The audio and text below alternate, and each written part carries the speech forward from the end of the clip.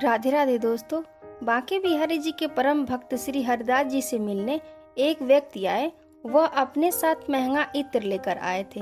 जब यह हरिदास जी के पास पहुंचे तब वह ध्यान मग्न थे। इन्होंने इत्र की शीशी हरिदास जी के पास रख दी। हरिदास जी ने ध्यान मुद्रा में बांके बिहारी जी के साथ देवी राधा की होली देखने में मग्न थे। हरिदास जी ने देखा कि बांके बिहारी जी ने पिचकारी मारी और देवी राधा पूरी रंग गई, लेकिन राधा जी की मटकी में रंग था ही नहीं। सो इन्होंने इत्र की शीशी उठाई और यूं उड़ेल दी जैसे वह राधा जी की मटकी में रख रहे हो। हरिदास जी के पास इत्र लेकर आया हुआ व्यक्ति यह देखकर निराश हो गया कि इतना महंगा इत्र रेत में मिल गया।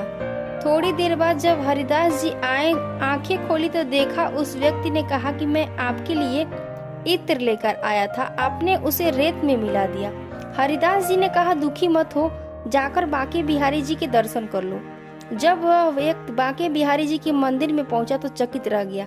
पूरा मंदिर उस इत्र की सुगंध से महक रहा था और बांके बिहारी जी इत्र से नहाए हुए थे।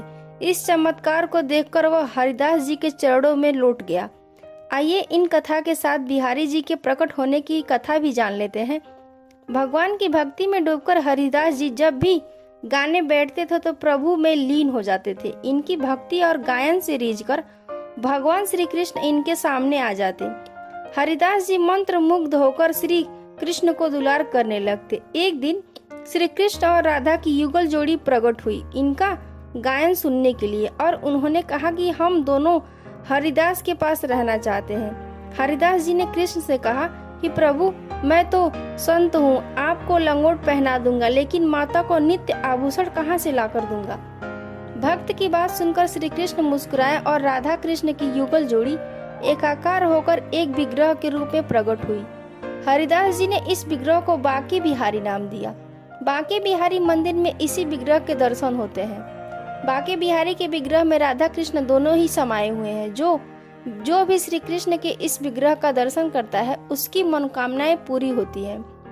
भगवान श्री कृष्ण अपने भक्त के कष्टों को दूर कर देते हैं। यह वीडियो पसंद आए तो एक लाइक जरूर कीजिएगा। फिर से एक नई जानकारी के साथ मिलते हैं। जय सीताराम।